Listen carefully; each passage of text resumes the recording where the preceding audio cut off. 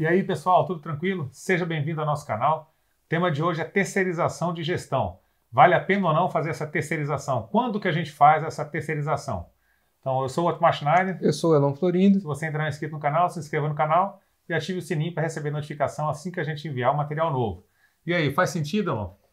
Então, a gente escuta aí, né, na roda de amigos, escuta aí alguns vídeos na internet, escuta pessoal conversando, né, de que toda vez que você investe através de um fundo, seja um fundo de ações, um fundo imobiliário, alguma coisa assim, você estaria terceirizando a gestão do negócio que você está colocando o seu dinheiro, né? E aí tem algumas considerações que a gente precisa fazer a respeito disso. Primeiro, o seguinte: se você não quiser ter essa terceirização, mesmo investindo em ação, só tem um jeito: abre seu negócio. Porque se não for assim, você tem um gestor que está fazendo a gestão daquela empresa. Então, de qualquer forma, você está terceirizando do mesmo jeito que está terceirizando para um fundo, que vai escolher os ativos ali e colocar dentro do pacote. Isso é uma exceção que a gente tem que abrir aqui em fundo de ações, por exemplo. Então, você tem um fundo que investe em ações. Aí você tem uma primeira camada de gestão, que é a camada do fundo, e quando chega na empresa também, tem uma outra camada de gestão dentro da empresa. Então, você paga duas camadas de gestão, que é a mesma coisa que acontece com os fundos de fundos, né? Os FOF. Eles são fundos de imobiliários que investem em alguns fundos imobiliários. Então, tem duas camadas de gestão e essas duas camadas de gestão elas têm que ser remuneradas, né? Mas os fundos de fundos imobiliários, os FOFs e os fundos de investimento em ações, em algumas condições, eles são interessantes. Que condições são essas? Imagina que você tem o seu negócio próprio, você é um profissional liberal, você é um médico que sai de manhã e só volta à tarde da noite, você se dedica ali à sua profissão porque ela te gera mais renda do que fosse nos investimentos.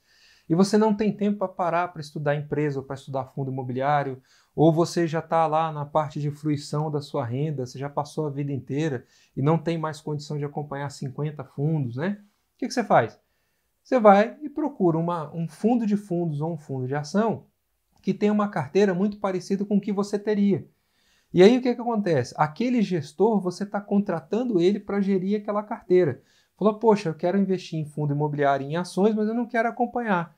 Compra uma cota de fundos imobiliários e uma cota de fundo de ações.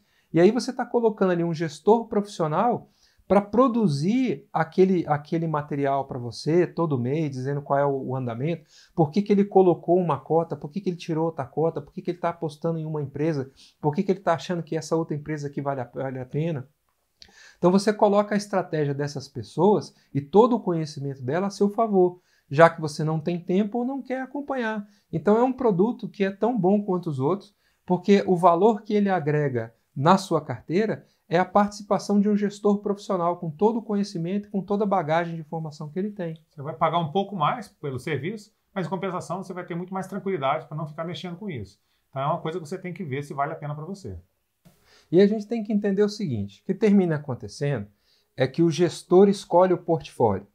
Então, o gestor da empresa vai escolher o quê? Ele vai escolher o negócio, vai escolher os produtos, vai escolher as marcas, vai escolher a distribuição. Ele está fazendo a gestão daquele portfólio, que é a cadeia produtiva dele, para a empresa e vai gerir lucro.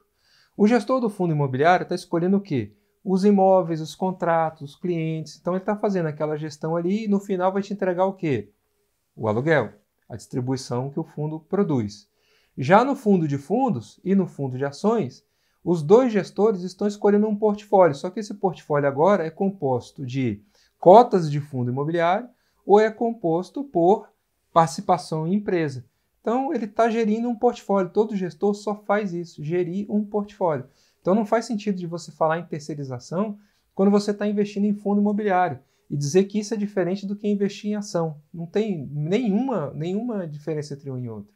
Então, você vai estar remunerando um gestor para fazer dinheiro para você. Então, quando você tem uma empresa, quando você tem uma participação em uma empresa que está listada na Bolsa de Valores, você tem uma gestão profissional que toca uma empresa e essa empresa vai produzir lucros e esse lucro vai ser distribuído para você. Você tem uma participação nesse lucro. No fundo imobiliário é a mesma coisa. Você vai nomear um gestor que vai tocar um monte de imóveis e ele vai fazer o melhor possível para que aquele imóvel esteja alugado, consertar o imóvel quando ele tiver com problema. O lucro dos imóveis, que vai ser o rendimento, ele vai distribuir para você. Então, só tem uma camada de gestão. tanto numa empresa, quando você compra diretamente a empresa, quanto você comprando diretamente um fundo imobiliário. Aí pensa o seguinte, você vai lá e compra uma empresa e você discorda de uma posição, por exemplo, que foi tomada pela gestão. A única coisa que você pode fazer, e aí na igreja vai no confessionário lá e reclama para o padre. No fundo imobiliário, você pode participar lá como cotista, vai na assembleia e registra o seu voto.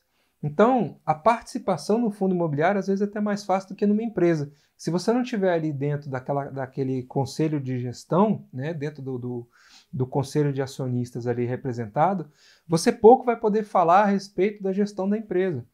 Então não tem essa de dizer que não, no fundo você fica sem ter contato. Você tem muito mais contato com o gestor de fundo imobiliário sequer do que um diretor de empresa.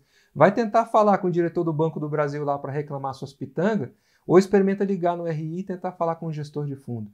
Então isso aí não traz nenhum tipo de benefício, esse tipo de conversa. É legal a gente esclarecer e trazer um ponto de vista para vocês aqui, porque eu vejo muitas pessoas excluindo fundo imobiliário, excluindo ações das suas carteiras por conta dessa conversa que não tem pé nem cabeça.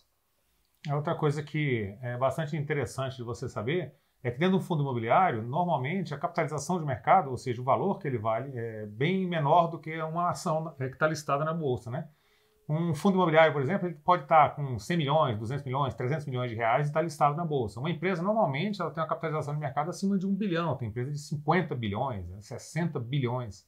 Então, quando você tem uma participação no fundo imobiliário pequena, essa participação se torna percentualmente muito maior do que o que você teria dentro de uma empresa. Ela é muito mais significativa, né?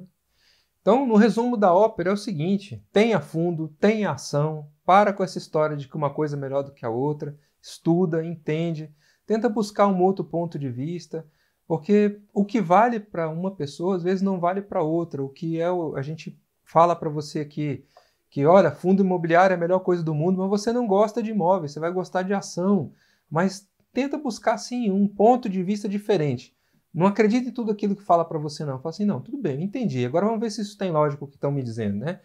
E a intenção, no final, é colocar o seu dinheiro em alguma coisa que te pague um prêmio de risco e que tenha segurança no retorno, ela tenha capacidade jurídica de resolver os problemas ali e te dar segurança para lá na frente você ter uma carteira previdenciária e conseguir viver, seja de dividendos ou seja de rendimentos de fundo imobiliário. Isso. Então é importantíssima a questão do gestor para que tome conta do seu patrimônio, tanto numa empresa quanto num fundo imobiliário. É a forma mais fácil de você ter acesso a esse tipo de coisa. Quando você não quer isso, você não quer um gestor, você tem que abrir a sua própria empresa e ter que comprar os seus próprios imóveis e você mesmo gerir. Se você não quer essa dor de cabeça, você tem que contratar um gestor particular, pessoal, um gestor profissional, para tocar essa carteira de ações, né? Para tocar cada ação que você vai ter na carteira, fazendo a sua holding, né? Você tem uma holding ali, ou então os fundos imobiliários, o gestor tocar esse fundo imobiliário para você. Então, confie na gestão, confie no seu gestor, escolha bons gestores, para que ele consiga tocar o seu patrimônio e que você tenha tranquilidade na sua vida. Ninguém está buscando aqui complicação. A gente quer tranquilidade, né? Se fosse para ter complicação, abrir um negócio próprio. Isso aí. Então esse aí é o assunto que a gente tinha para hoje. Eu espero que vocês tenham gostado do vídeo. Se você gostou do vídeo, deixa aí o joinha, se inscreva no canal. E principalmente fique tranquilo.